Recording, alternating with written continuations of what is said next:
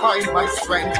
With every breath I sing and say, I will rise, I will rise, I will rise, I will rise. Mount up on eagle's wings, I will rise, I will rise, I will rise. Yeah. So there were days when giving up thought in my mind, but I won't give up. I gotta get up and fight. Oh God, give me the strength, not letting go. I'm holding on to the end. The righteous fall 7 times, but rise again. Dry bones, you can live again. Lord, I know that you love me. Show me your ways, please go before me. I will rise, I will rise,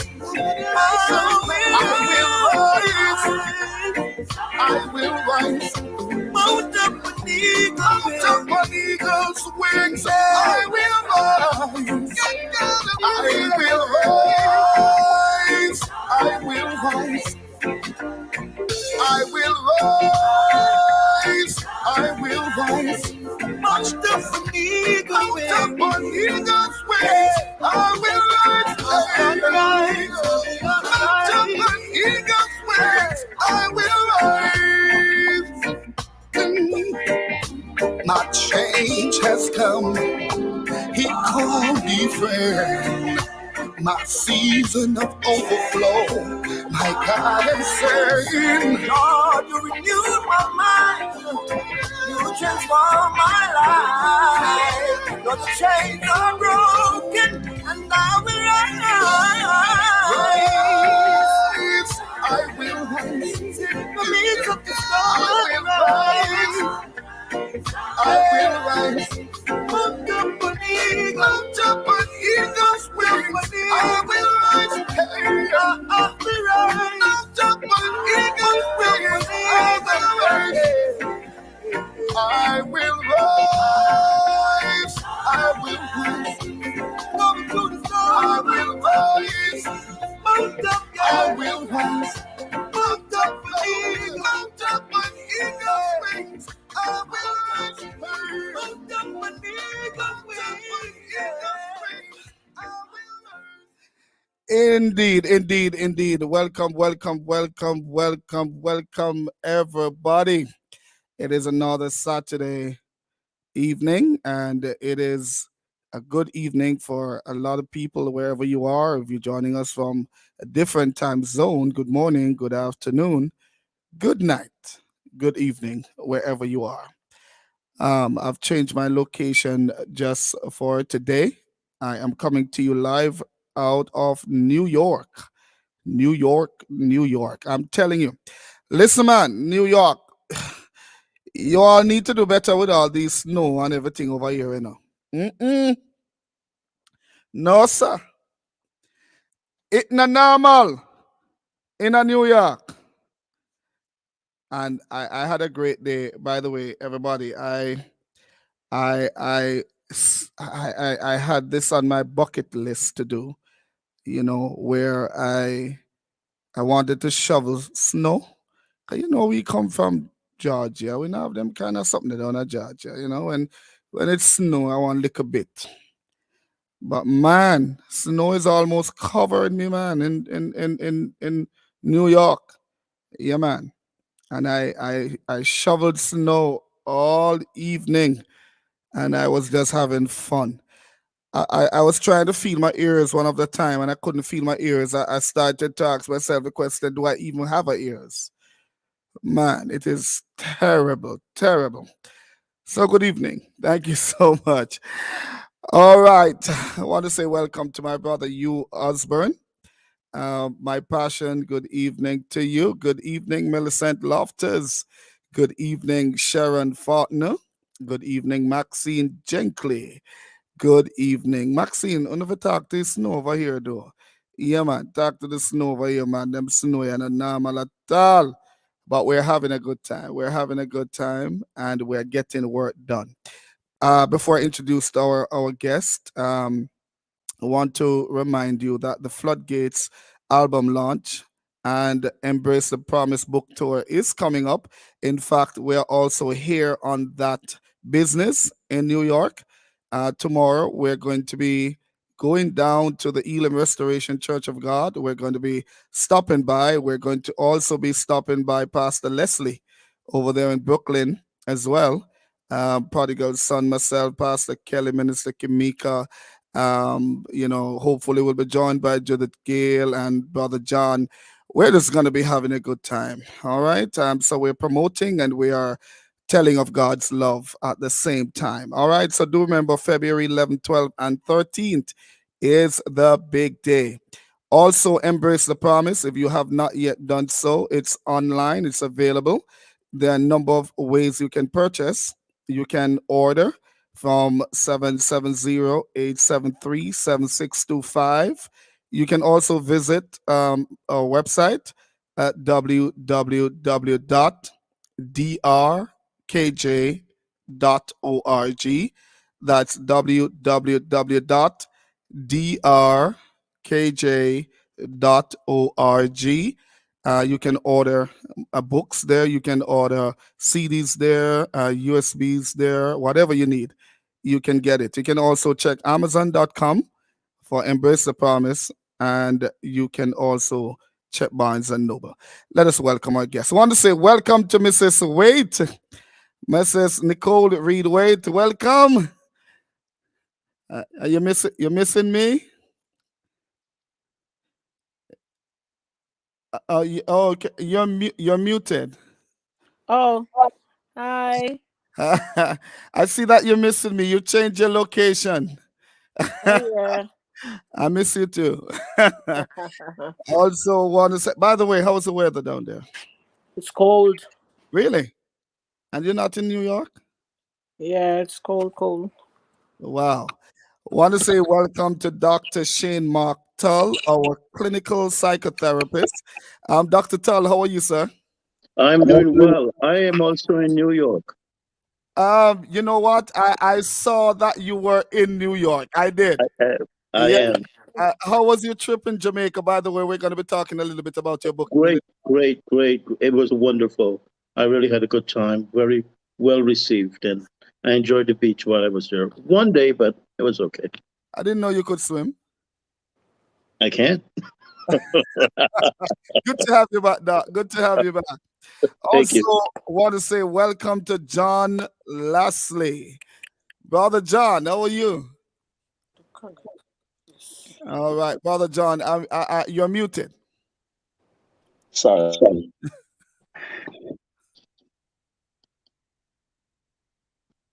You know, I'm All right, good. It's off now. It's good. Sorry about that.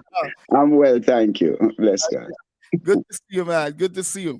Also, want to say welcome to Pastor Kelly and Minister Kimika. I'm sorry, Pastor Kelly, that I had to evict you from your own place. That's all right. Minister Kimika, how you doing? I'm good. Bless up, Doc, and blessings, everyone. Thank you. Am I beautiful? Hello. Hey. I see she's still trying to get her phone situated. All right. Yes, she's still trying to get her phone situated. Also want to say welcome this evening. For those of you who were on last week, we took the time out to invite the caller this week, the person of the CEO. We're going to use his name today. His real name is Calvin Wilby, Dr. Calvin Wilby, and he is also known as Prodigal's son. My brother Prodigal, how you doing?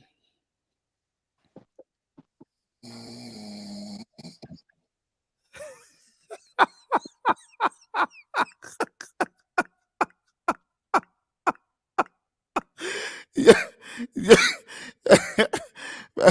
Prodigal, you start drawing bunkie already, Prodigal. Where you at?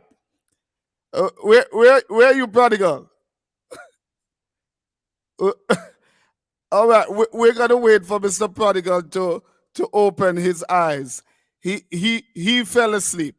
Also, in the meantime, let me just apologize for Bishop Revelina McPherson. He was on set for today, but he just came in.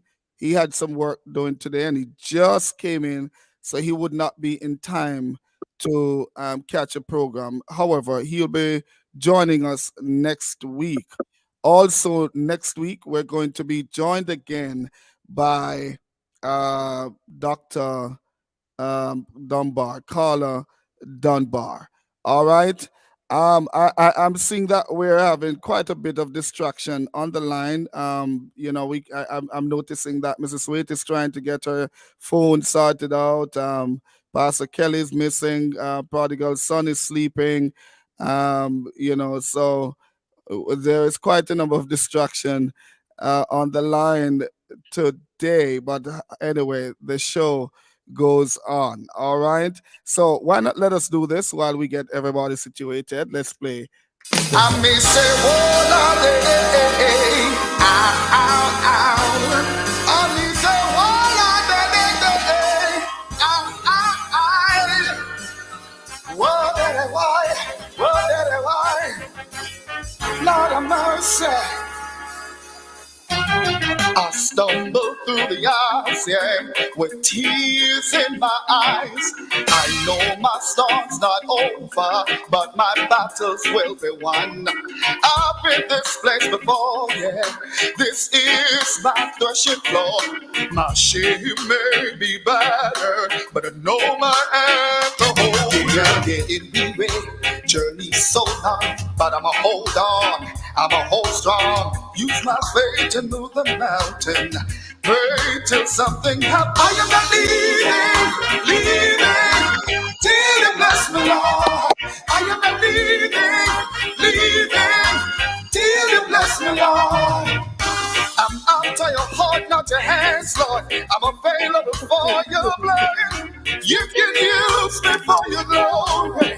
Here to tell your story, even though I'm not worthy of now. Anywhere that you send me, I go. From the hills into the valleys, from the churches to the street. Me and the dream, but I'm getting we are. Journey so long, I'm a hold on, I'm a hold strong. Use my faith and move a mountain. Pray till something happens. I am not leaving, till you bless me, Lord. I am not leaving, till you bless me, Lord. If you don't send me, I won't go. Where you lead, Lord, I'll follow. On my knees, that's where I go. For my open doors. Won't let go till you bless me like Jacob. I'm desperate, Lord, please fix my focus. When trials of life overtake us, you never say. I am not leaving, till you bless me, Lord. I am not leaving, till you bless me, Lord. I am not leaving, till you bless me, Lord. I am not leaving, till you bless me, Lord. I stumble through the hours, yeah, with tears in my eyes. I know my storm's not over, but my battles will be won. I've been this place before, yeah. This is my threshing floor. My shame may be battered, but I know my alcohol. Yeah, getting weary, journey so long, but I'ma hold on, I'ma hold strong. Use my faith to move the mountain. Pray till something happens. I am not leaving, till you bless me, Lord. I am not leaving, till you bless me, Lord. I am not leaving, till you bless me, Lord.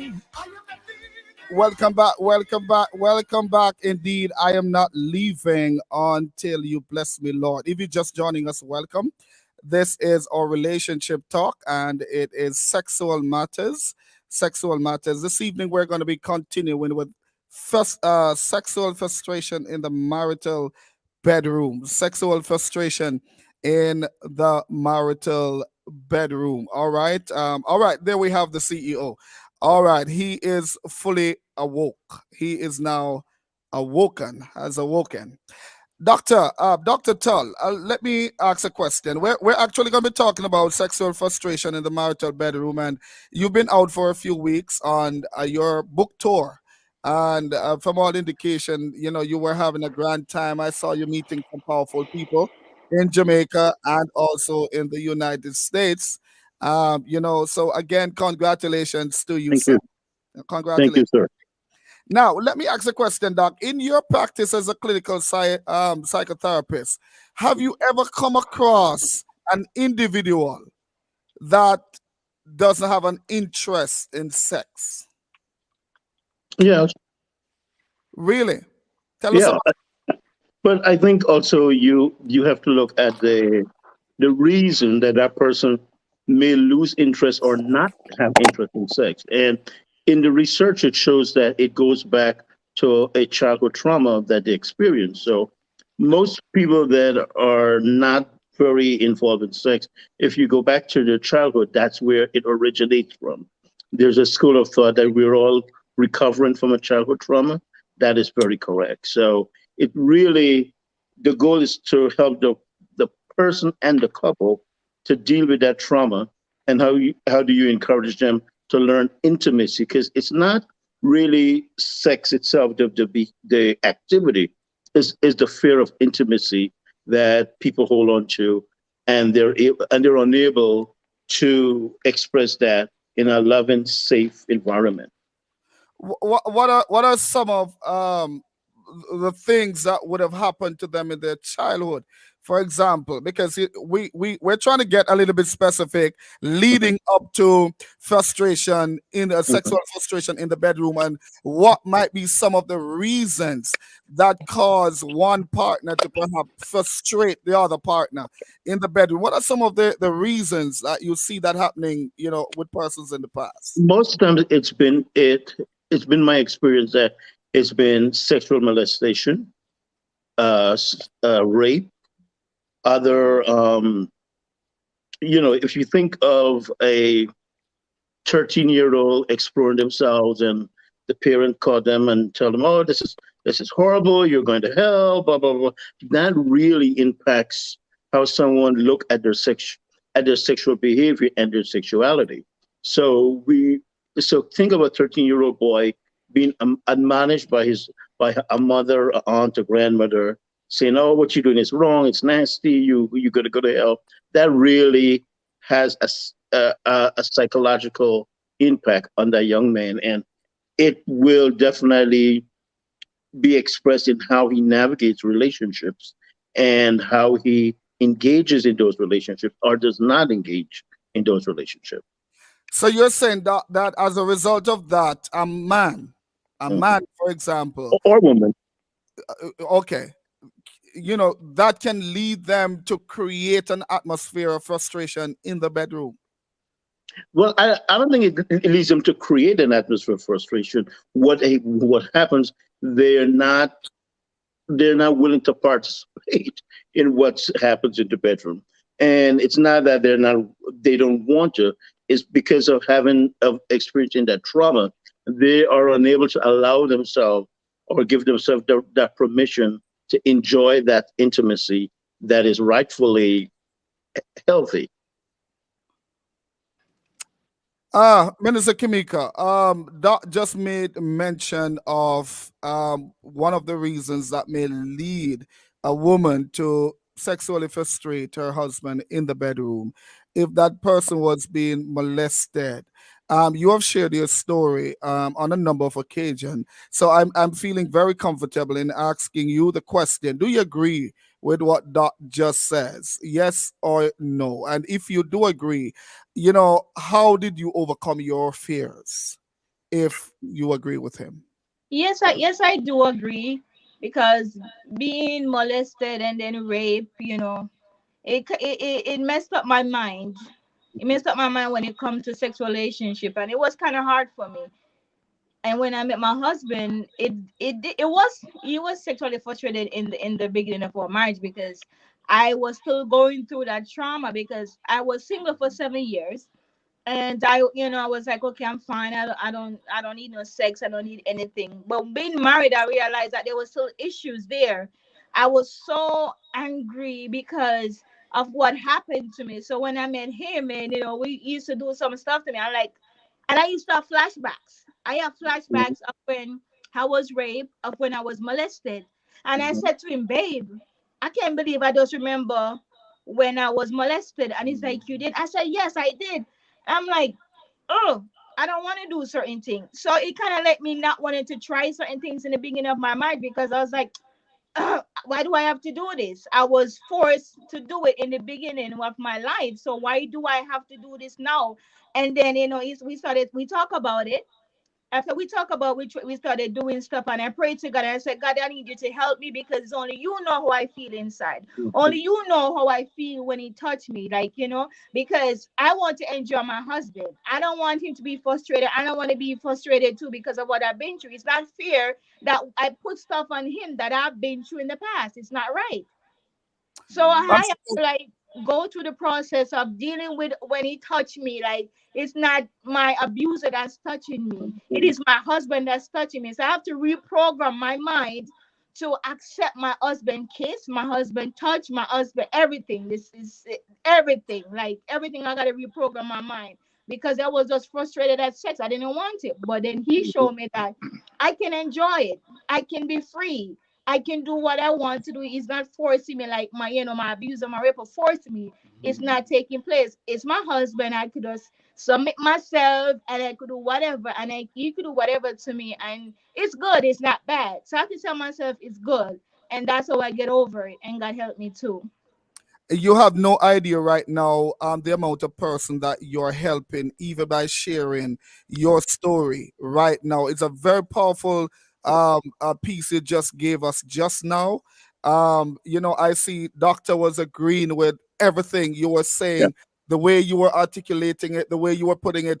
And what I love about what you just did a while ago, you were so open and honest. Yes. Right, and the fact that your husband is sitting right next to you, and Yeah. that's why I want to ask you, Pastor Kelly, Yes, at sir. the beginning when you were sexually frustrated, how did you deal and cope with that? When I greetings everyone again. When I started out, I had made up my mind. I mean, because you shared some stuff with me before, and I knew within myself that it wasn't of myself accepting who she is based on the stuff that she tell me. The heart of compassion, the heart of love, the heart of being kind, the heart of being, real, as though she has been real to share these things to me. And I said, God, you really, and you have set up this, because if it was the old me, the one who would have choose and making choices in those days, and lose it because of my wrong choices, I know that it was the Lord who had put this in place. And I came into the marriage, seeing these things start to unfold, things, because remember, being away, not knowing each other like that, not have the encounters in the way of being in the relationship, in marriage, or even being close, living together in certain forms. Things are not, we are ignorant to those things. But my mind was set, and the Lord helps me because I desire for a change in my life. So when I come into this relationship, I come with a mindset knowing that I know it's the Lord, and I know I love her, and I know that this is gonna work. So when I met the things I'm coming out now into the relationship, in our marital sexual relationship, I see the things coming. I'm a human. It doesn't feel good, but I had made up my mind. The consciousness about it is that I've made up my mind, knowing that she have told me, she have not deceived me. She have told Mhm. me of these things. So I've known of some of the stuff them, that what would be the cause why she act this way? What would be the cause why she's so distant in the things that I am experienced about, or the things that I have no say it should have been, because that's what we are look for. 'Cause we all look for things from each other into our marriage. So what I see is that she was having challenges, and the things that she have not seen in her own self, I would be the one to enlighten her, to say to her, say that a go on. Real Jamaican talk, say that a go on. She not see it, but I saw it. So that's how I know that the Lord has put us together, for I to be the one, or us to come together to understand about her life and about my life, how we can work it out. It wasn't pretty, but I can say to you, we did try our best, and it is getting better every day. Amen.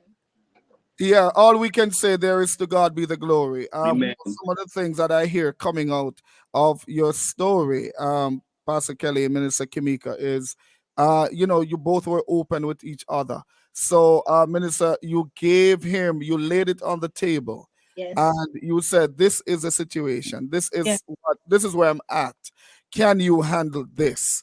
And so you gave him the choice, but Yeah. you believe deep in your heart that this was of God, but you Amen. wanted to lay it out. Mrs. Wade, their honesty. What do you, based on listening to Pastor Kelly and Minister Kimika, do you think that was a very good strategy, or that should be a method to be adopted by others who are seeking to get into a relationship and to help to prevent or to lessen sexual frustration in their marriage? Good evening, everyone. Oh yes, I do believe that with Minister Kimika being so honest to Pastor Kelly, I think that was the best thing she did. And with Pastor Kelly, well, he sees things that she does not see, and he being honest with her. Yes, that was very good of both of them to be honest. And I believe that when you're going into marriage, honesty and being open and all of that, tell the person about your past and try not to use the past on the person. Yeah, I think that's good. Well, that's the best thing I believe in any marriage.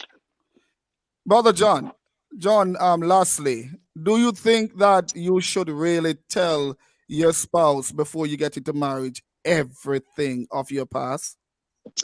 Listen, openness and transparency is the best method of solving any problem or, getting things to work.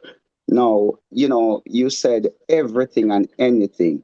Well, with wisdom, it speaks that you know, while you're around your partner and your spouse, you learn them, you understand them.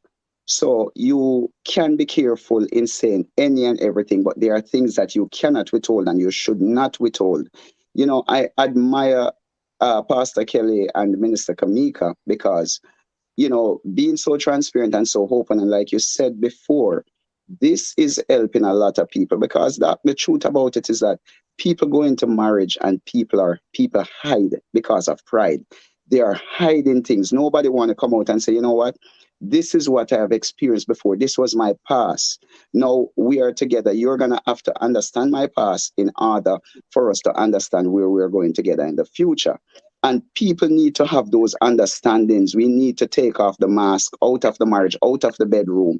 We need to be fully transparent. If there was if you were traumatized, if there was stuff that you have gone through, sexual molestations, different things, it is best to put it on the table because your spouse, your partner might see you reacting. They might see that you're behaving a particular way, and they do not understand what is the foundation, what is the roots of this, and then they become frustrated. It creates anger. Now you have a battle inside the marriage, inside the bedroom, inside the relationship, where the enemy wants to come in, and you give him a toehold. He come in and he create a foothold, while openness and transparency will help.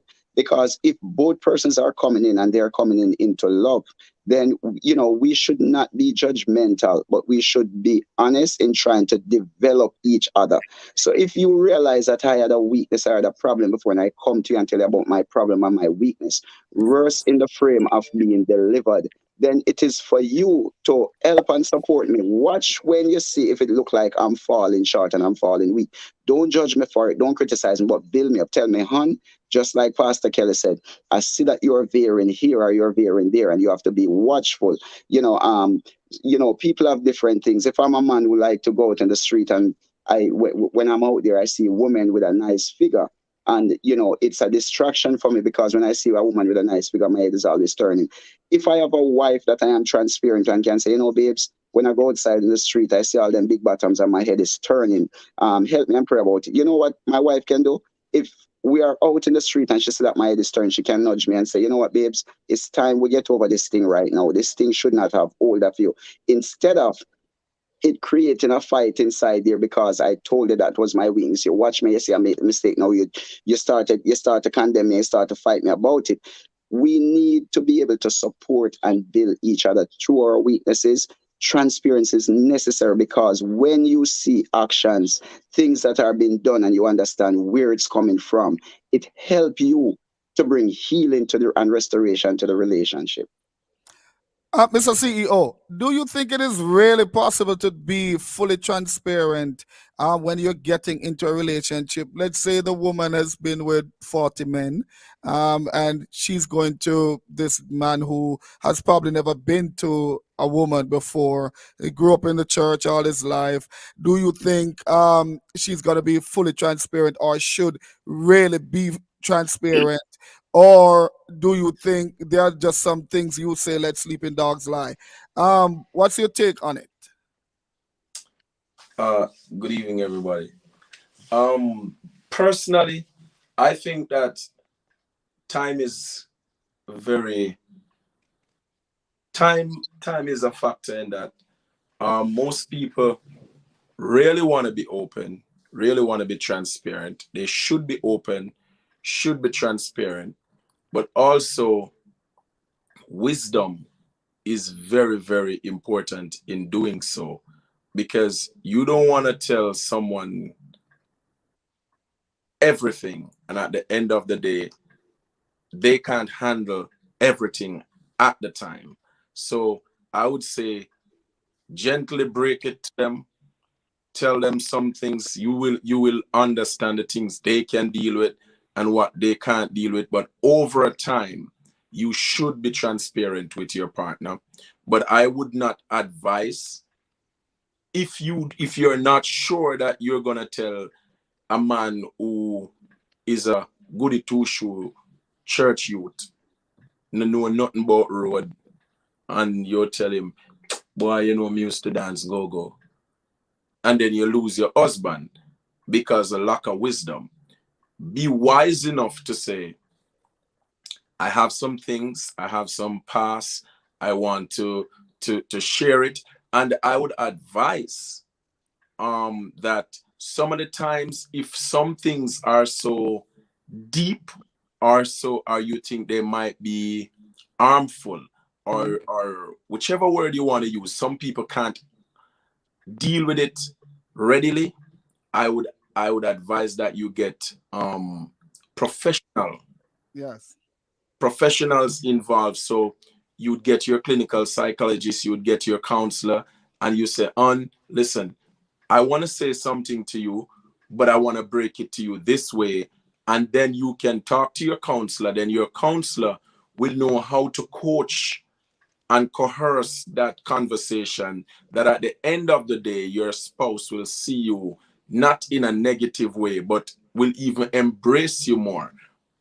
But sometimes you might want to do it without that, because some people who don't want to counsel. It's very important that you get people who are trained in these areas to break these things and to have dialogue with you and with your partners.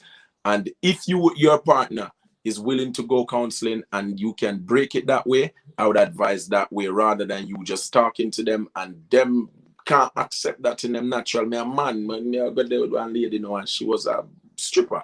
And my friend, I got sister, I wonder who did say, when a counselor can say, listen, this is the reality that they know how to do it, they know how to dissect and to just give that to you in a soft way that you can understand it. I think you should be transparent to you, but at the end of the day, be wise about doing so.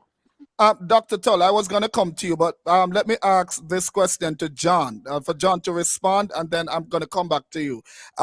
Listeners, do remember you can participate in the conversation. You can make your comments, and our producer will put them on the screen so we can, take your questions and respond.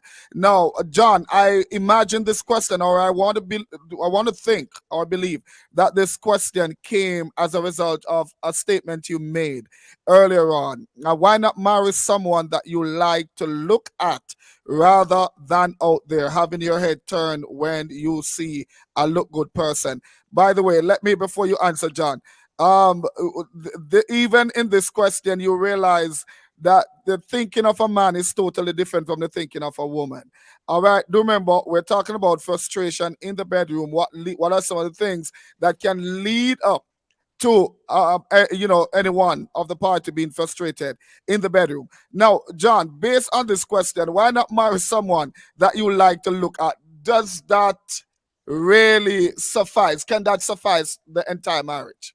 Well, the truth about it, you should marry someone that you are attracted to and that the person is attracted to you. However, even though, let us be real here and talk from real experiences. Your wife could be the most beautiful and your husband could be the most beautiful.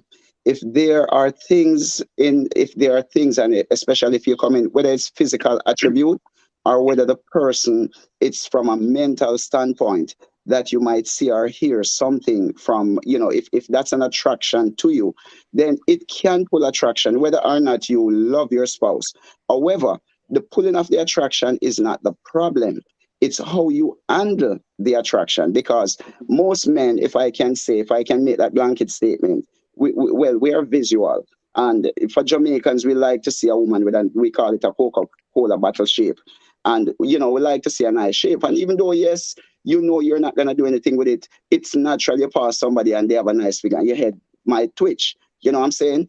For those who are stronger, when it happened, they know you keep yourself in check. Some men don't have that control. They're going to look and they're going to continue to look, even though that man might not do anything else apart from just looking. The statement that I was trying to make, I was not endorsing that, you should go out there and look. By no means, stretch of the imagination. What I'm saying is that people have different challenges. And when those challenges arise, whether it's looking, wherever the challenge come from, I'm saying you should be able to communicate openly with your partner, with your spouse, what the challenges are that you are facing, so that you can help each other without tearing on each other. So it's not a matter of getting married, because I would assume that if you are married to somebody, you are already attracted to that person, and that person already at least answer the physical part of your needs. But however, with just saying, you still might go outside there if it's a weakness that you have, or if it's a challenge, and something might get your attention. I'm saying, don't let that thing develop inside of you and take it to a place where God don't want it to, all because you could not get help in your spouse, or you keep it hidden and keep it in the closet. So now the enemy have one up on you because it's a secret fault that you have and he knows about it and he keep on playing with you. Now, when you have the transparency, especially with your spouse, that you can go and talk to them about the challenges, then that will help you to overcome, and it will also help you to manage those challenges. So, just being real. Dr. Tull, back to you. The question earlier that I asked you, I want to do a follow-up. And also in thinking about what John Lastly just said a while ago, in your practice as a psychotherapist, clinical psychotherapist, do you or have you ever seen where this level of attraction to another person do create some amount of problems, frustration in the bedroom, causing one party to get itchy and eggy, or however you want to say it in Jamaican term, and that leads to something else, and before you know it, they're talking about divorce. Have you ever encountered that in your practice, and what are some of the pitfalls that they need to avoid in getting to that level? Well, I believe that any couple that ends up in my office means that they're willing to get help and they want to work on their issues. So I use that as the gateway to empower them collectively to work on their issues. And to reply to what John was saying, I think we're human beings, we're visual, and we're going to see things that we like, and we will acknowledge those things, but it does not mean that we will pursue them. Okay, so I think it's important to clarify that. But I do believe that most couples that end up in a therapist's office are committed to getting help, and working on their issues. And I want to use this to really commend Minister Tamika and her husband for sharing so openly. I think it was organic and it was truthful, and I really believe that what you shared helped people. And I want to commend you for that, because that took a lot of strength, and I really appreciate you sharing. Yeah, and I was going to also say, and I'm glad you raised that point, Doc. And I was also going to say, and it takes some amount of growth and maturity for her to, have been able to come on here and share it. And I tell you why I say that was growth and maturity. When she shared that story with us the first time, she volunteered the information, because that was the first time I was becoming aware of it right on this program. And it was after that, we sat and we spoke about it. And I realized, because when you first mentioned it, Minister Kimika, I wanted to believe that you might have been hurting when you mentioned it. But after we had the conversations, well, more than one conversations after, we realized that no, it was actually growth and maturity. She has gotten past this. And I want you to share with our listeners one of the ways that you got over it. And I'm going to tell you which one I wanted to share, because I thought that was very powerful, Minister Kimika, when you actually confronted the abuser. Oh, wow. Wow, it was a hard task. Yeah. Because let me say which one. I confronted my molester, and I confronted the rapist. Oh my God. Which one you want me to talk about? The molester? You can talk about anyone, just a confrontation. Yes, I wanted to talk about the confrontation. Okay, so for my molester, I went back to him, and it was very hard, because I was in the military. I'm retired. I'm a retired sergeant. And in the army, I went to therapy because I had to see a psychologist, to talk about it, because it was affecting my life. And I wanted to kill my molester. I wanted to, that's one reason I joined the military, learning to kill men, and to travel. And I wanted to kill him so much because I was hurting. I'm like, why did you do that to me? I was young, I was innocent. Why did you do that to me? And people never believed me. My mom believed me, other person, only my mom I don't really believe me, because I was like, no, nothing happened. But I said no, and the therapist believed. And I had to go through some therapy for years, exposure therapy. I had to go through all the process of what it was like being touched, what was done to me. I mean, I was mad at my therapist at the moment, like, why are you making me go through all of that? I don't want to repeat everything that happened, but I had to, so I could release the pain from myself. And even after I do it was hard. But being a Christian, that one was the main thing that helped me, being a Christian, because I said, God, why did you let that happen to me? I cried to God, and I said, where were you at? Why did it happen so many times over and over and over? And I didn't get an answer at the moment, but I felt good knowing that he was with me, because it could have been worse.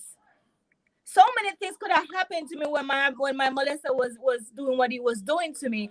And I'm like, you was there. And I had to tell God, you know what? I'm not mad at you, and I'm not going to be mad at myself, because I wasn't the one who caused him to molest me. I was young, I was innocent. I didn't do nothing wrong for him to molest me. He just wanted to do what he wanted to do, and he did it over and over and over. And I'm saying, God, what am I supposed to know? I'm a Christian. How can I forgive somebody that molested me for so many years? He should have died, and I wanted to kill him. Being a Christian, I wanted to kill him. And I know how to kill him. And I planned I was going to go back to Jamaica and kill him because of what he did. And my family did not believe me.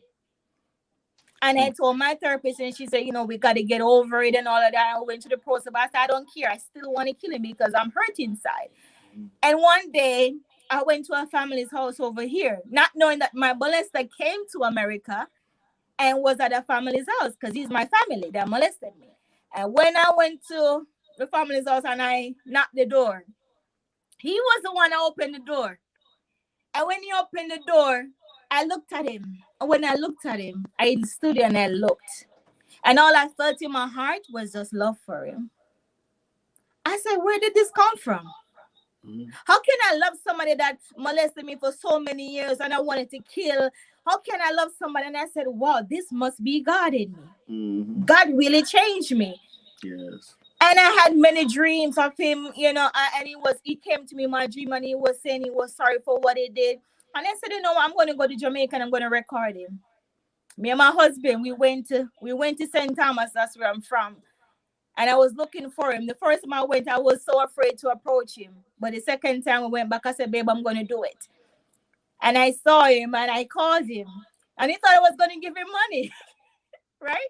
He thought, I was going to give him money. I came to Jamaica, so, look for your family, you're going to give him money. But that wasn't the reason why I called him to speak to him. And he came in front of me and I had my phone, I have the recording. And I pressed it and I said, remember what you did to me.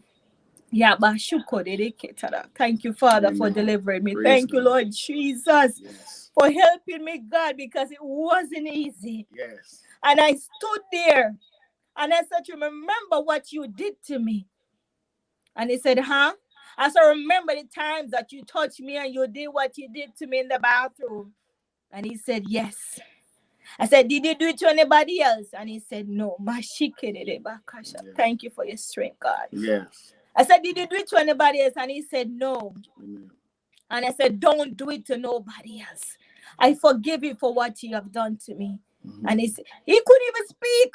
Listen, I was there. He couldn't even speak properly. He's a man that could talk and he could curse, but when I was saying what I was saying to him, he was stammer. Yeah. He was shaking. He Lack was of so words. frightened that I was saying what I was saying to him. True. And I said, don't do it to nobody else. And he said, no, he would not do it. And I said, okay, I forgive you. One of the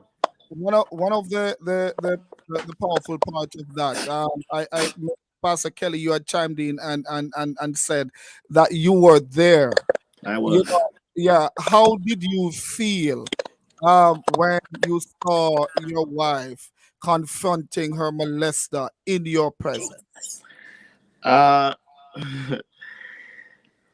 We are men, and I don't want to use the term being a Jamaican because I was brought up well. Thank God for that. But the greatest part I look at is where our heart of compassion, knowing that she has been hurt, and I was there to stand with her. If it was the whole to me, no matter how young I would be or ignorant or stupid, I'll probably tell her, you can't stay there. So I'm going to tell him sorry. I ask him for forgiveness or whatever. No, I was on point with her. Joining this new move, this great move that she's going to make. I tell you, it was a big move. Yeah. Yes. Let me repeat it again. I feel good about it. Big move. And I commend her, and I saw where God has touched her heart. And that was a testimony right there for me. And I said, yes, this is going forward. And I see where changes start to take place in our marriage. And let me tell you something, God is good, man. And when you can come together to work it out as one, it must happen. Yes. Yes. Two becomes one, and it must happen. John, I wanted to ask you the question as it relates to sexual frustration in the marital bedroom. All right. And that's the operative word tonight, everybody, the marital bedroom. My passion, I saw your comment. The truth is, regardless of how great your partner looks, you will still see the other persons you like and even look better. Nothing is wrong with that. It is what you do next. Before I come to you, John, Prodigal, how do you address that? You see somebody, I mean, I'm looking at somebody and the person looks better than my wife, and things probably begin to fluster in my mind, and before you know it, it might lead to something. How do you help somebody who is encountering or experiencing this kind of situation where or how do you help them to accept that comment that there is somebody who might even look better than your wife, but it's what you do after that might be a problem? How do you help somebody who is having that issue? Doc, Why have you asked me that question? like when have a get us and him wife forgive him. Why me no when my I watch this thing now? I go ask me if the question when we there road I look for other people now, I should look better. And that's the word, you know, it should look better. Then when we go home now, me know I go to 2-3 days, so she look better. Why me, no, sir? What could I call that? So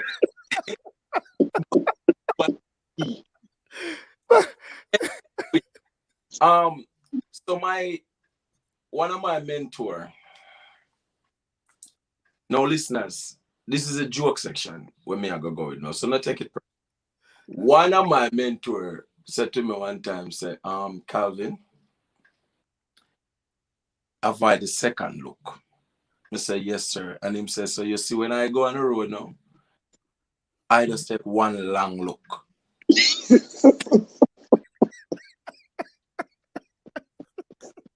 So then I have my other mentor now said to me, Calvin, here's what you do. So you can go to the restaurant, you can pick up the menu, and you can look. Just don't order.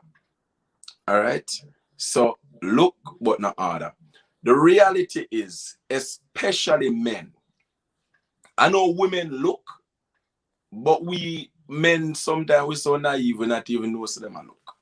A man can't keep secret now. We think we can keep secret, but we can't keep secret now. We are some people that we tell on ourselves. All right? And when we tell ourselves, we feel so we are doing a good job, you know. And then 10 weeks down the road, you remember, you did tell me. Oh God. But for me still, I totally believe that men, sis, why you're shaking your head?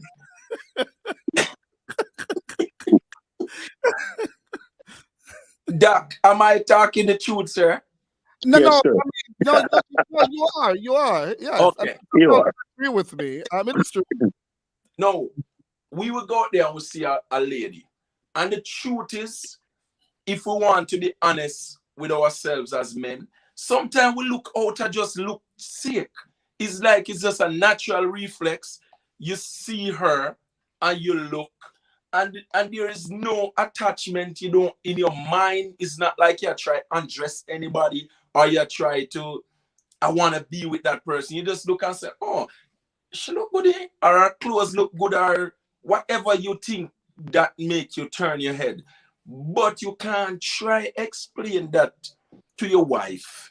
That is just a turn of head and your look. I would say to people, understand that it doesn't matter how good your spouse look. Men will look, women will look.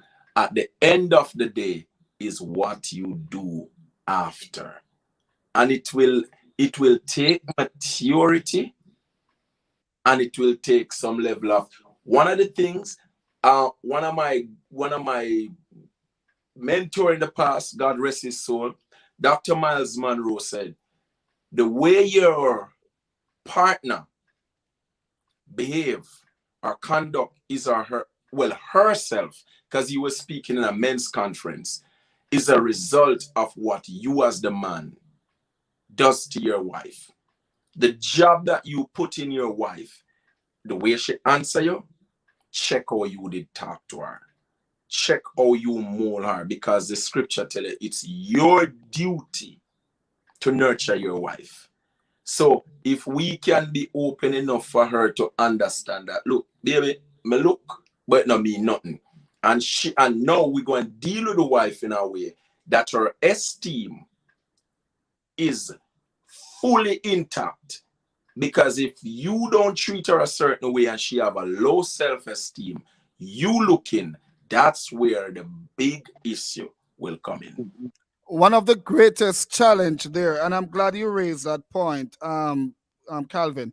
I just want to say welcome to everybody who's just joining us. Welcome to our good friend Paul Bartley.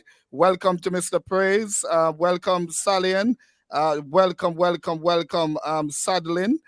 We want to welcome you all, and for everyone else, Judith, welcome, and for everyone else who is Miss Chapman, DeAndre Brown, welcome, welcome, welcome. For everyone who's joining us on the other platforms, we want to welcome you wherever you're from, and wherever you're joining us from. We want to welcome, welcome, welcome, welcome to you. One of the issue, Calvin, and I agree with you, and I'm going to, allow John to elaborate on that a little bit. Sometimes, Doc, we're coming to you. Sometimes what we also say to our spouse, be it the woman to the man or the man to the woman, that can cause the esteem of that individual to drop significantly. So you put that person in a spot where he or she begins to think or overthink and begin to ask themselves questions like, am I not pretty enough?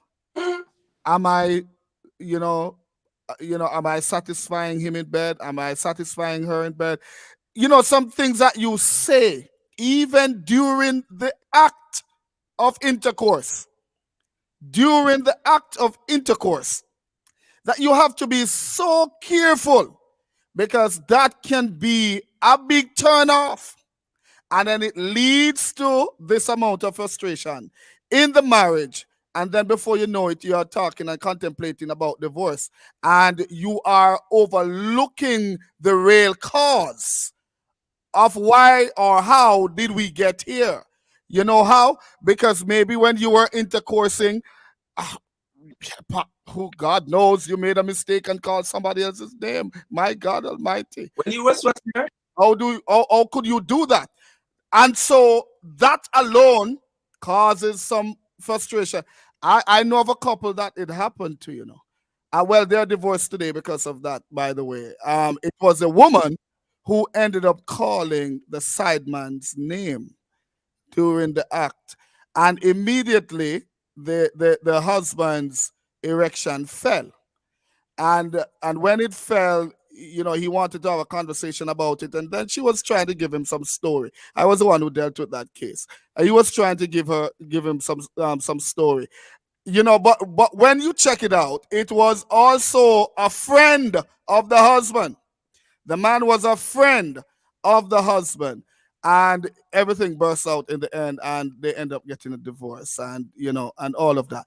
So some of these things do cause, and there are other things outside of that do cause sexual frustration in the marriage. Now, John, if somebody come to you with a similar or same situation, what would be your suggestion to them, or how do you think they should handle that? Um, let me follow clearly which part of the question you're asking. In terms of what? In terms of what you say to your spouse that causes the self-esteem to drop, or even the mistake you make, they make while intercoursing. Okay, well, you see, it, it's a very tedious, very fickle situation, because I believe that each person, let me answer the two parts of the question. In a relationship, I believe that each partner should build each other. You have some people, some persons might think that, why do I need to build you? You have a low self-esteem. Mm-hmm. And that's ego there, but we have to build each other in every area. You are supposed to let your wife feel like there is no other queen but her, and she's supposed to let you feel like there is no other king but you. And no, it doesn't have to be done from what you call it, a dishonest place where you really don't think this, because if you are married to this person, then you should really be esteeming and seeing this person in that eye. And you're supposed to vocalize that. You're supposed to show that in your action, in your attitude, in everything that you do, that this person know that they are the world to you and they mean the world to you. Now, when you build your spouse confidence, right, and they know how you value them, when certain things come by the way, because of how you have treated them and because of how you have valued them, then you'll find it easier if an incident should come through, and then you are reassuring them that they will know and they will believe that it's the truth because of your past actions, how you have built each other, how you have stroked each other's ego, how you have lifted up each other, sentimentally. I feel like a man should always tell his wife how beautiful she is, always let her feel like she's very special, well admired, and do all of that. And the woman should do the same. But Doc, you have some people in relationships that they hold back. They don't want to tell each other how they look because they think if you tell me, if they exchange with each other how they look, one person might be taken away from the other. Or if you tell this person that they look nice, it might get to their heads. All those things should be through the door the moment you're in the marriage. And you should know that, listen, this is my king, this is my queen. I am going to build this person. I am going to let this person know that they mean the world to me. And it should be a vice versa situation. You understand? As relates to the bedroom, listen, men are very egotistic. And we have to know from our women, we have to know the things that we do and we say when we are getting intimate.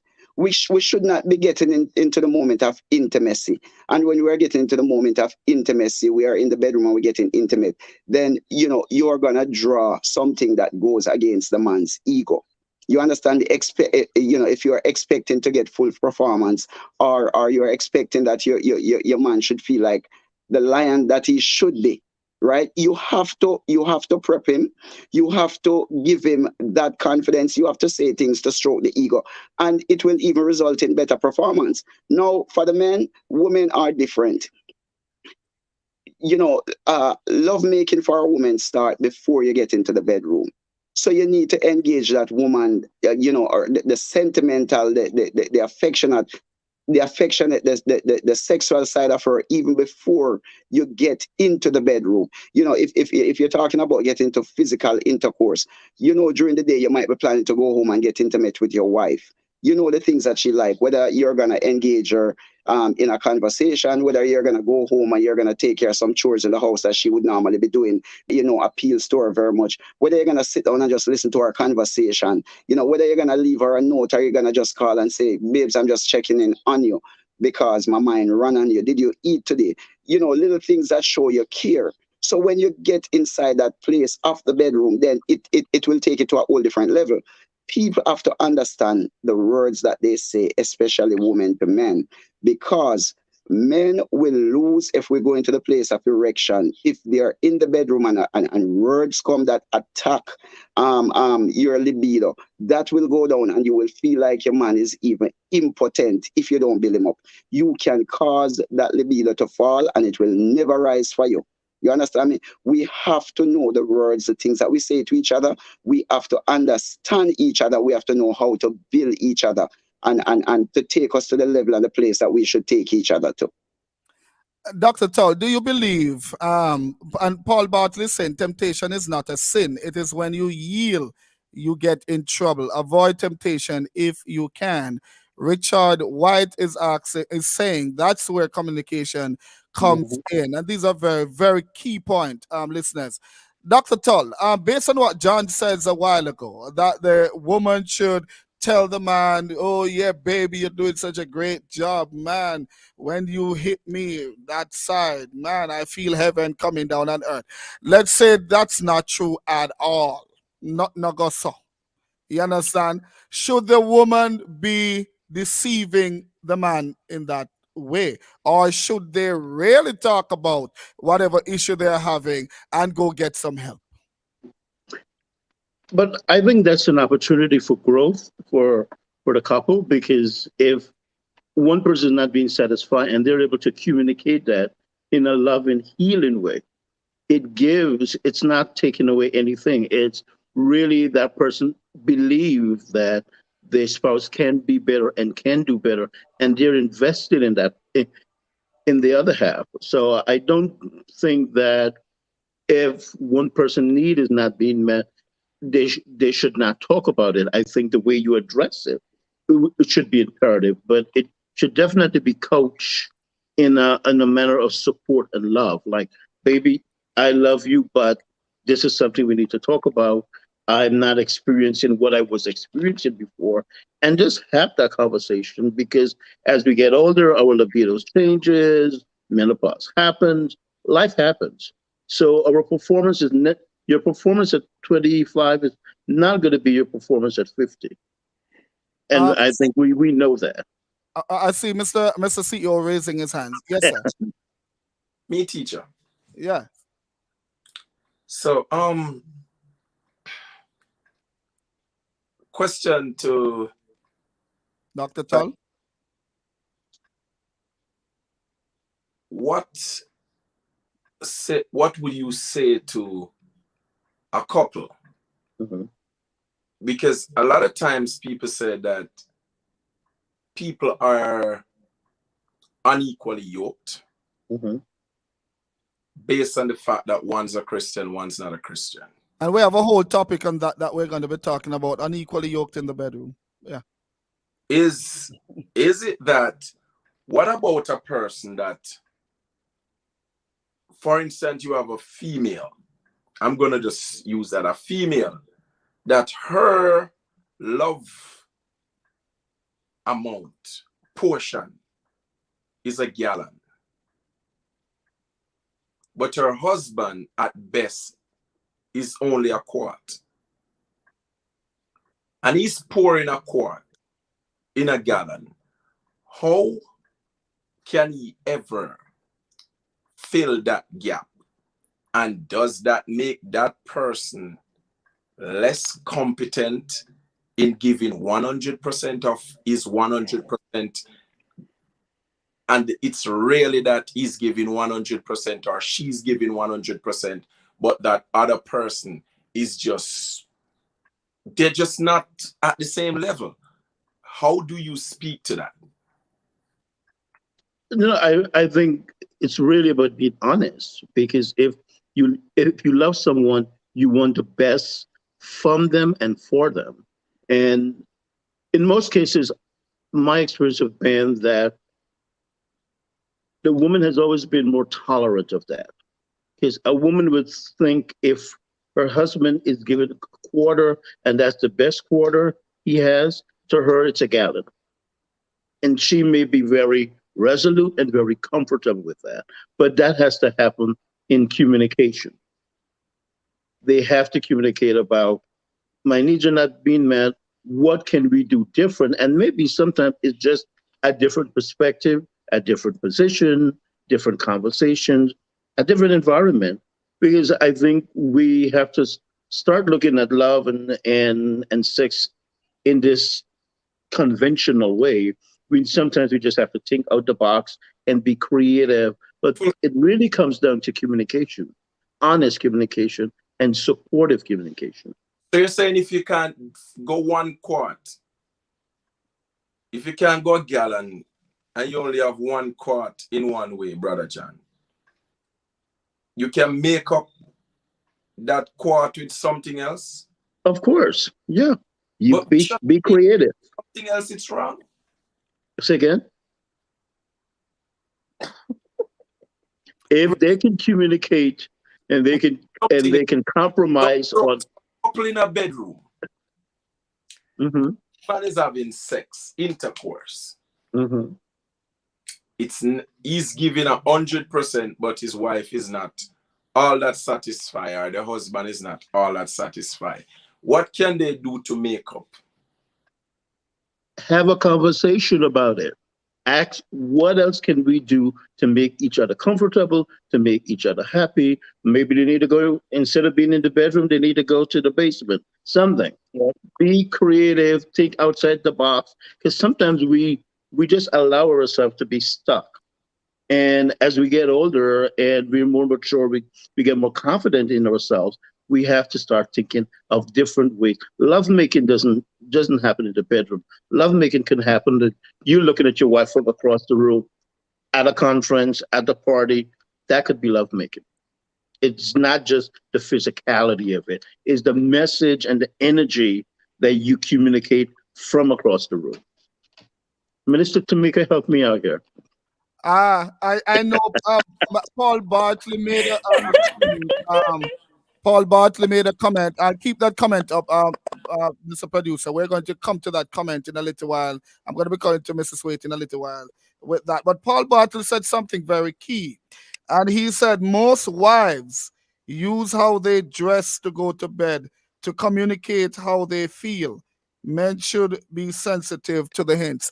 Mrs. Waite, is that so? What was it? What was the comment? That most wives, they dress when they're going to bed, they dress according to how they feel. There it is. Most wives use how they dress to go to bed to communicate how they feel. Men should be sensitive to this hint. Do women really dress how they feel? Or they're trying to send a message based on how they dress to bed. Oh yes. Oh yes, that statement is true. Okay. Yeah, So why you sit up? Open. I was just sitting up properly, you know. But so No, for me, it's good. For me, it's good. I can tell you that.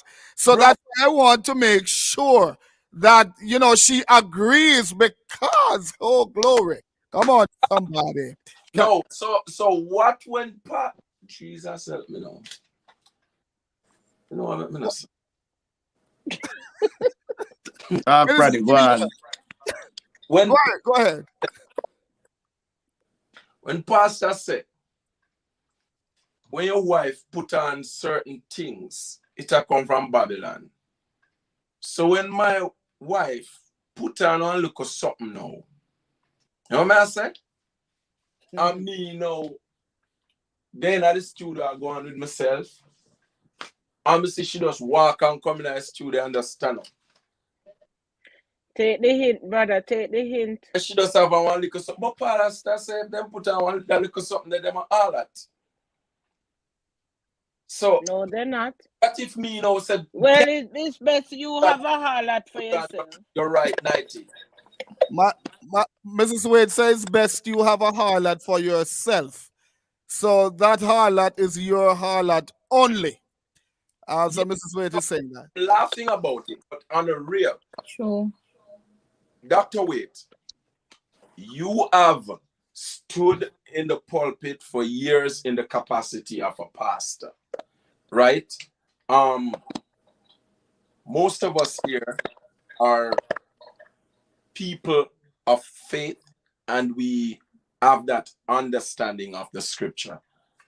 How many times wrong teaching, miscommunication, misinterpretation of even simple things like those destroy relationships? So there are some people that just come in the faith and they're coming from a world where they put on their nice lingerie and put on their their B riders, and I don't want to say what it is because they seeing people on here.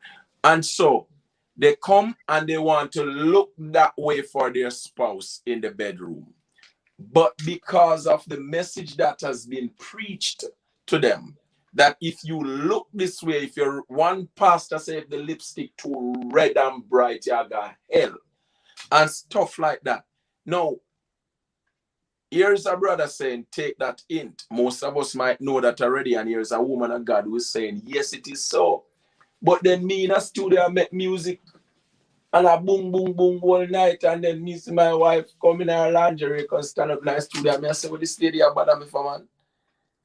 Because pastor say, if you wear that, so me I say, I try make me sin and me I try make a gospel song, go put on your nightie and go on your bed. But you can also be inspired.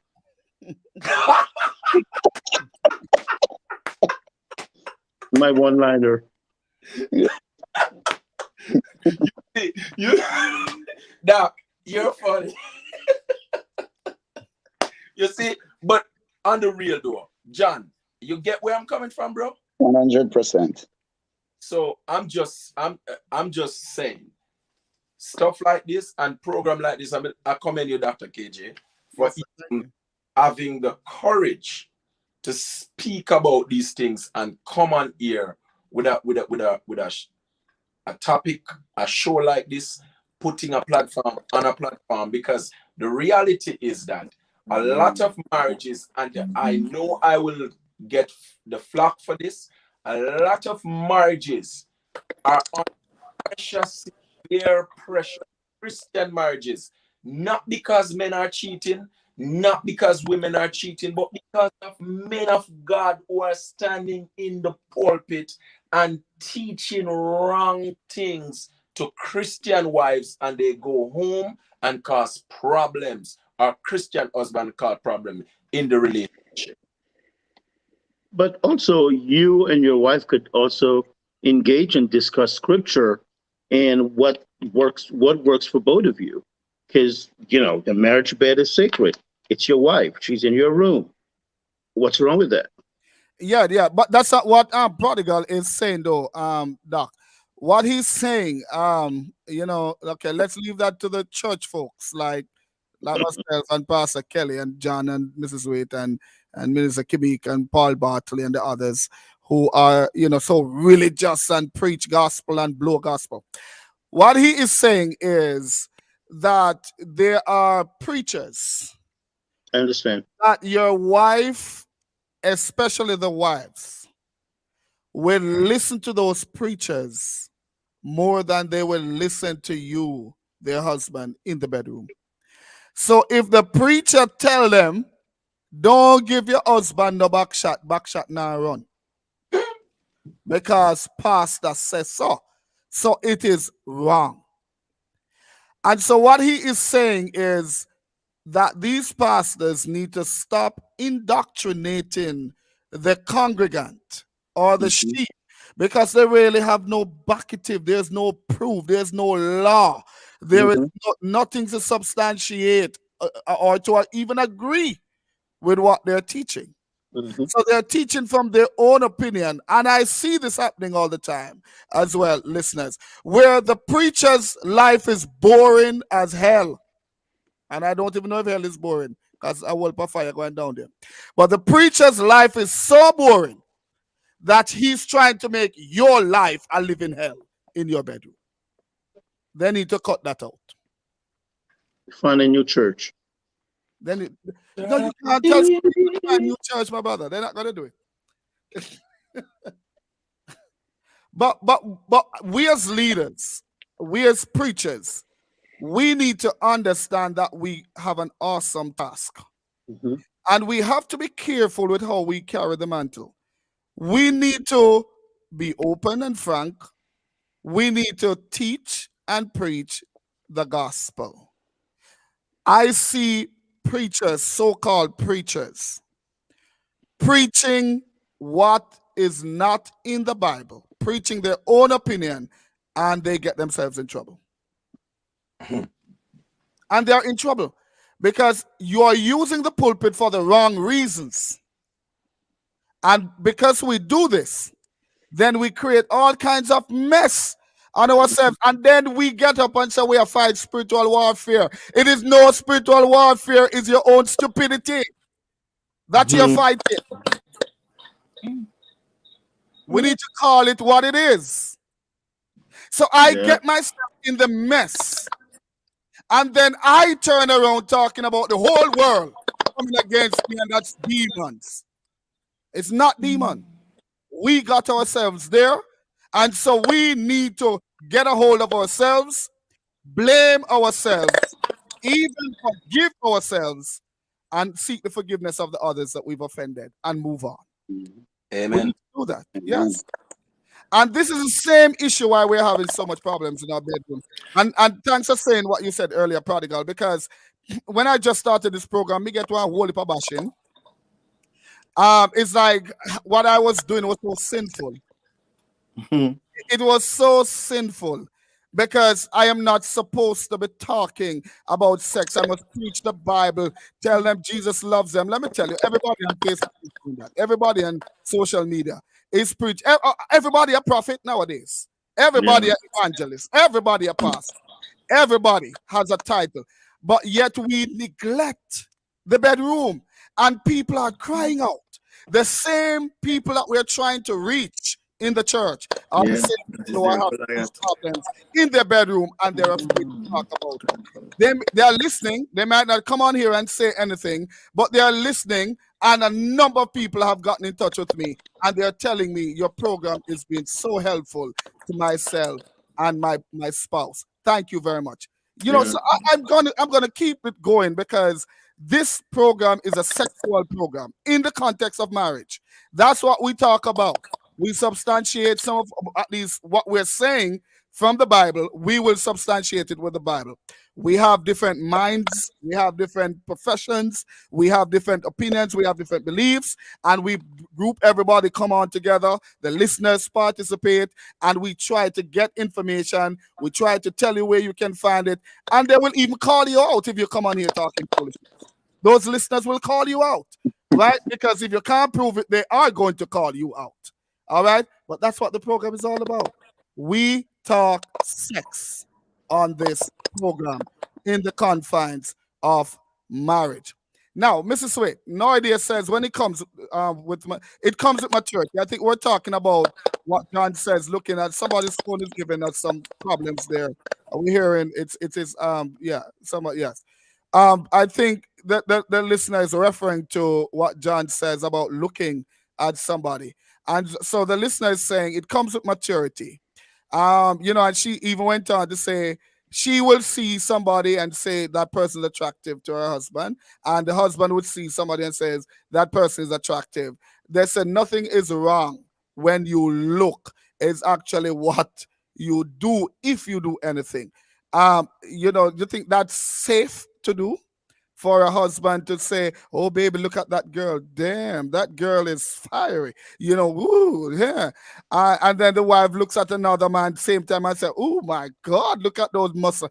Oh, look at his six pack." No, you can't do it for me. Have one whole case. And how you fit talk about six pack when I carry when me I carry a whole case, you know. But I mean, I'm just saying that. But do you think? But do you think it is safe for spouses to to even do that? I think it all depends on the relationship that they have, how they communicate. And I mean, because you have some people that likes to flirt. They are very flirty. So I think it all depends on the kind of relationship that both of them have. But if let's say a couple that don't have trust, well, maybe they trust each other, so they know that, oh, it's just looking. But you have some people that won't trust their partner, so those games can't play, those cards can't play in that relationship. So I believe it depends on their trust, their the relationship that they have. So, but everybody do what they want to do. Every couple will do what they want to do, and know at least they know each other. So I don't know, Yeah, but brilliant. That was very I brilliant. think it has to do with trust, though. Yeah, Um, let me tell, brilliant, brilliant. Yeah, yes. let me tell you something. True story. I have a movie banned out of my house. Banned.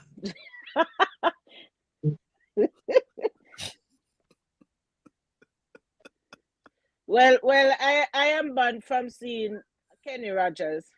Now listen to So me I now. know someone is happy that Kenny Rogers passed away. So I Jesus. know where you're going. One time now, there was a movie called Wanted. I watched the movie in the theater 3 times. And me go the first time, and me go home and me tell my wife, oh, this movie nice. And oh, Angelina Jolie, she just deal with them right. And me and her go watch it the second time. Third time now, me tell her, I say, it's a show again. I'm going to go. Because me just, Angelina Jolie just right in the movie. She can't act. I must go make the mistake now and start talk about her lip. That's up now. John, so one day, me dey on my laptop I watch the movie again. Cause you know they fling the shot round and it go around the corner so and she does and go so on the laptop. No more of this movie in the house. It's me or Angelina.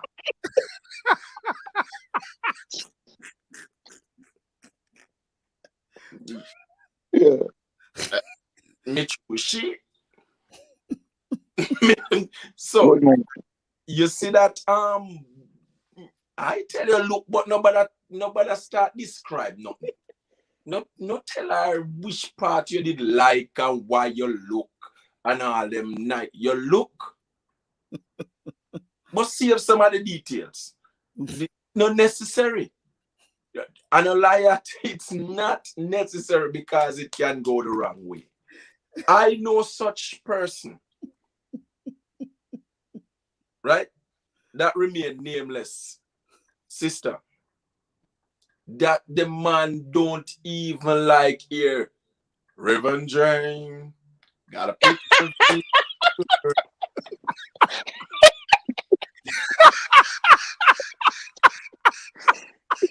The man despise every song from Kenny Rogers. I'm because this lady. And by the way, you know, Praddy, and that Kenny Rogers, that beautiful singer, excellent singer. By the way, yes, excellent singer, man. Be in your book. He had some real good songs. You know, but God bless his soul. May his soul rest in peace. He's dead.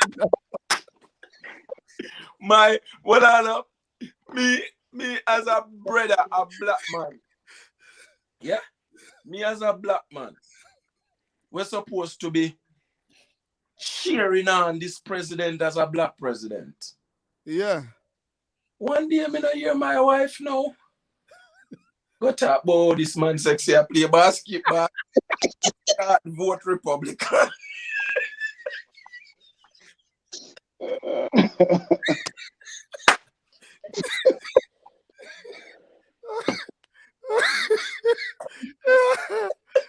Oh my God.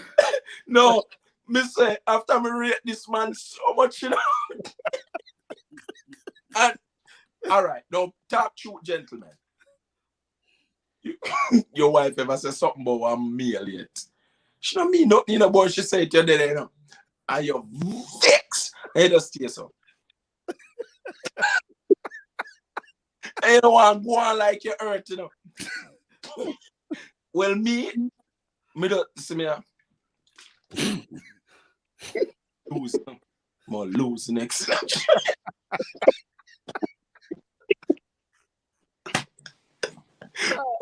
Oh God. So Dr. Tug, now we know we laugh about all of that. Do you think issues like those are insecurities? I mean, sometimes you really have no reason to feel that way, but you, for some reason, as a human being, you kind of feel a way about it. You know, should we allow that to even happen to ourselves? You know, we're human beings, and we all have egos, and men have bigger egos, but I really think when these things occur, it could be a teachable moment for us in terms of having a conversation about that. Because believe me, I know a lot of women that are in love with Barack Obama. Well, So the reality is, you talk about having a conversation, and yeah, the story that Prodigal was talking, I actually know the person, right? Yeah, and they did have the conversation, and I'm told that they came up with a solution that Kenny Rogers was going to be banned. So Kenny Rogers could not be played in the house, couldn't be played in her car. She was not allowed to go see no concert with this Kenny. In fact, the husband of that wife was actually relieved when he heard that Kenny Rogers died. He kept up. We're going to pray for that husband. Yeah, he kept up so much that he's still asking today if Kenny Rogers was buried because he didn't see the funeral.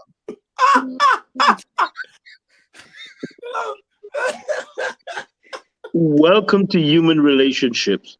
Human dynamics are intricate, and it just stuff happens, and we just got to roll with the punches we have to deal with it. But No, but use seriously, Doc, use humor and love. Say as again. a counselor, Doc, no, I mean, as I said, I know this gentleman. I know him very well. Doc, No, Mhm. this gentleman been with this lady for over 26 years, you know? Over 26 years. So they grew up together. They, you know, so, and from day one, this lady has been talking about Kenny Rogers, Kenny Rogers, Kenny Rogers, Kenny Rogers, oh, Kenny Rogers, Kenny Rogers, Kenny Rogers, Kenny Rogers, Kenny. You can't have a conversation and there is no Kenny Rogers. I know the gentleman, Doc, so I know I can talk. And you don't have a Kenny Rogers. So that man, I believe he had the right to block him. But what are the possibility that she was going to even meet Kenny No, Rogers? that's the thing. You didn't want to know the possibility at that time. Because there was not going to be given any possibility. What exactly? I know the gentleman. Probably I know what you're talking.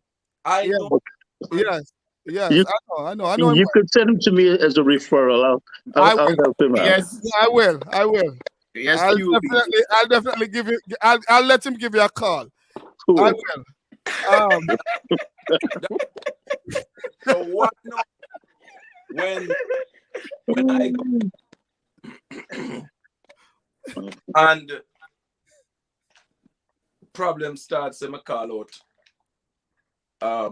people on the radio and talk about our crush. And say me did vex. How me deal with that now? Because I go and come up. John, how you deal with that?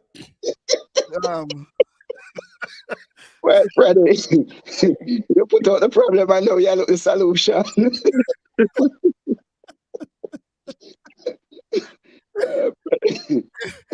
Freddie, your son has disappeared, but you don't have to respond to that, John. That was just meant for a joke. Dr. Todd, the question there is role playing in the bedroom wrong? Well, not Dr. Todd, Pastor Kelly. Is role playing in the bedroom wrong for Christians? no, it depends. So what kind of role? Like for example, give me an example of somebody. Because I am me.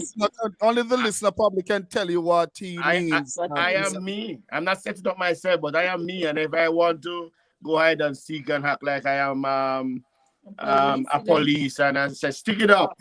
Stick it up, minister. I'm going to arrest you. I'm a police. I'm going to arrest my wife. And that's my role play. Yes, sir. You have the right to remain silent. Because of my love. Because of my love. You have the right to remain silent. And you have to kiss me. Yes. Yeah. What do you mean? That's my role play. Yes, sir. Yes, sir. Paul Bartley said, however, no shot back. Go to the mission. Go to the mission field. Oh, my, it's okay. That was something that we said earlier. I'm telling you. Well, you know what? The listener says one of the problems is that many ministers interpret scriptures based on his or her perceptions, and so it causes havoc as many take it as gospel. And that's what we're talking about earlier. You know, we have to be so careful. And my passion says so many young couples are in trouble. This program does help. Thank you so much, my passion. Tevin says again, let me tell you, when Pastor Wade was leader at my church, and by the way, I used to be pastor in that church, we had engaged in discussions about sex and sexuality, and it opened a lot of young person's mind. Sex ed in church is important. Thank you very much, Tevin. Thank you. Fancy Reedy, it's a relationship they have. I will look at a woman with my man as well. All right, so she's actually agreeing with you, Doctor, when you said that the woman, you know, I mean, with Mrs. White, when she said that the woman, you know, it comes with growth and maturity with both persons looking at each other and complimenting. I always tell my wife it's a compliment because my wife and I will be walking on the streets and we admire people and we would say to each other, and it means nothing at all. It's just a compliment. You know, we have to get to that level. If you're insecure, then you will have a problem with it, and that is so true. Fancy Reedy. Richard White says you are right. Mr. Producer, yes. Can you mute those mics? You are right, Mrs. Wade. I can say we communicate very good. Very good. Married for 11 years and not a day has passed when we don't talk. Communication is key in a relationship, 100%. And that is true. And that is 100% of the time. Communication. True, Mrs. Wade, every couple need to know what works for them. Also know that relationship changes. Things you like before, you may not like now, or you may introduce new things, but work on your thing. That is so true. I love men in uniform. And no matter who I am dating, I see men in uniform, I go crazy. Junior says every man suffer from Lucre disease.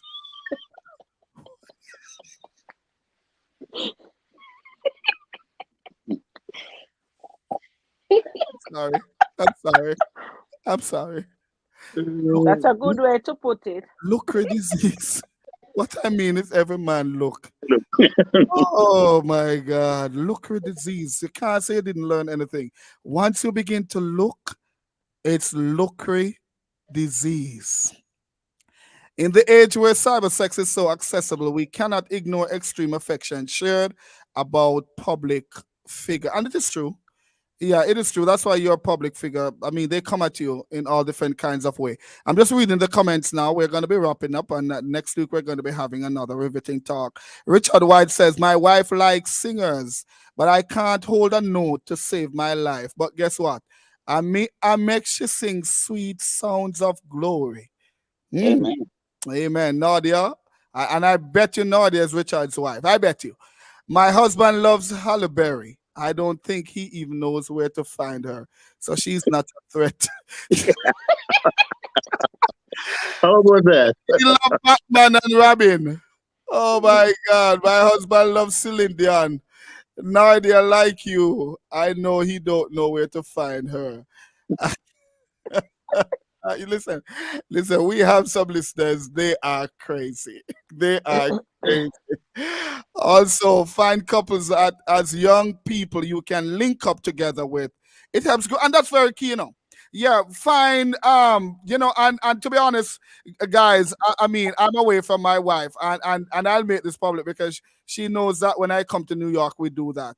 And whenever I come into New York, I link up with the men, doctor. Right now, when we're finished tonight, just the men, and we told the wives, no wives allowed. And as a matter of fact, But I couldn't come anyway. no, that's what I'm gonna say. Prodigal son made it clear because Minister Kimika was trying to hold out, wanting to come tonight, you know. And Prodigal said, if you come, then Judith going to have to come. And my wife going to have to come, which is Prodigal wife, and Mrs. Wait have to fly over from Georgia. So because none of that is possible, you can't come. So Miss Kamika, you can't come. Doc, the only reason why I'm not coming is because, I feel it for the next two wives, my beautiful Miss Wade and Prodigal wife and Minister Judith. I respect them. That's why I'm not coming, because trust me, when we come in a week then, nobody can push me out. Okay, we have to.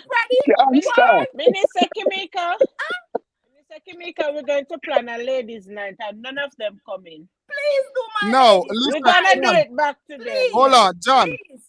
Yes, Your sir. wife is asking me to ask you a question. Me not asking you that question, Mr. Producer. Not asking that question. Hear what you do not do it. You see, when Brother John come home tonight, you ask ask that me. question yourself. But listen, we have some Yes, very fancy understanding. reading, We have some no. real understanding wives. We can't help but love our wives. We really love our wives. They're very understanding, and they know how to have fun. They know how to have fun, and they know how to make us happy. Yeah. So Miss Kimika, everybody, as we close, I will give you this story. As we close, so we went out earlier. We went out. But we decided to get some little snack, food, because Prodigal is always hungry. He's always hungry. So we decided to get him some food. So when we got him the food, John only wanted some soup.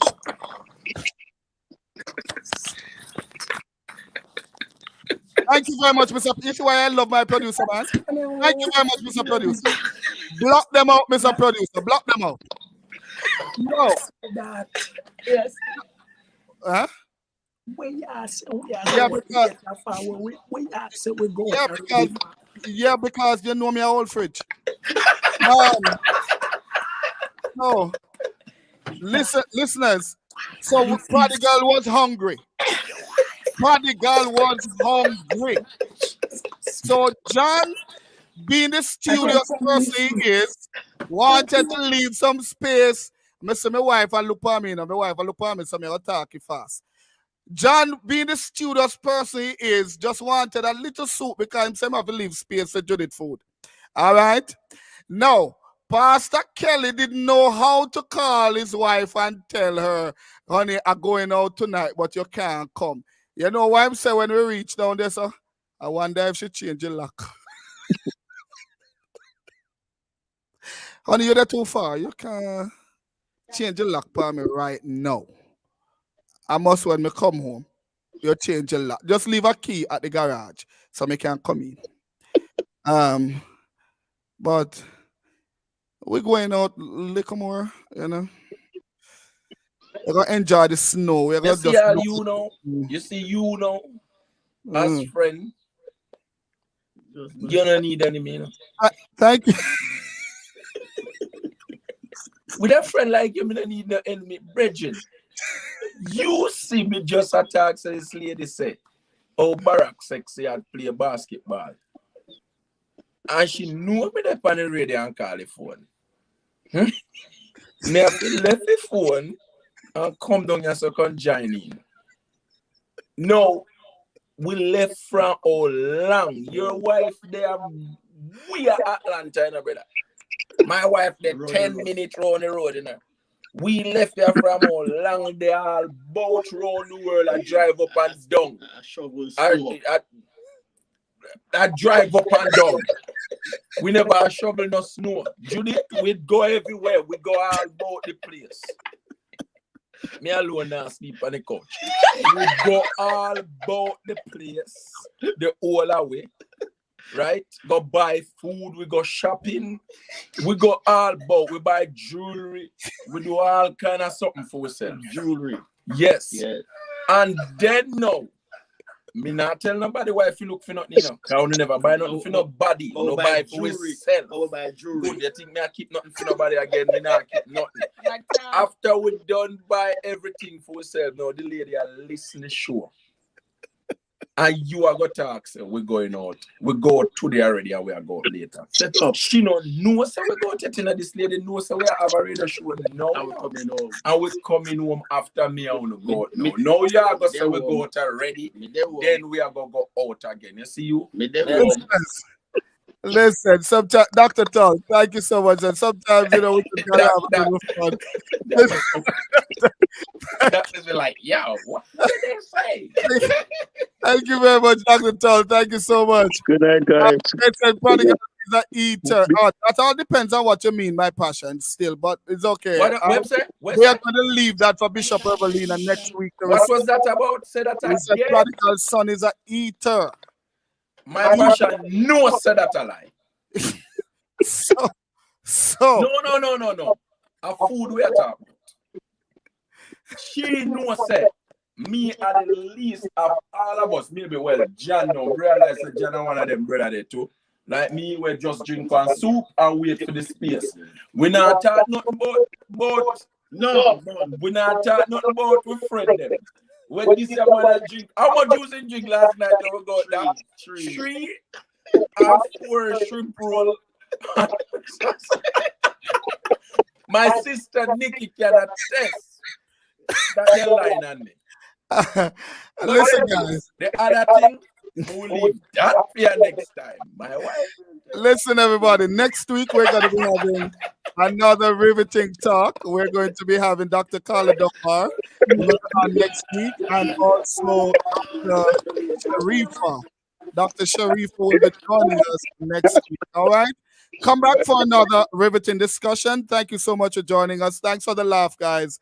God bless you. Thanks to Dr. Tull. I think we lost him earlier. Thanks to John. Thanks to Prodigal Son. Thanks, Mrs. Waite. I'll call you later. Thanks, Pastor Kelly, Minister Kimika. Thank you, producer. God bless you. Walk good. I may say, oh, Lord, I may say, oh, Lord,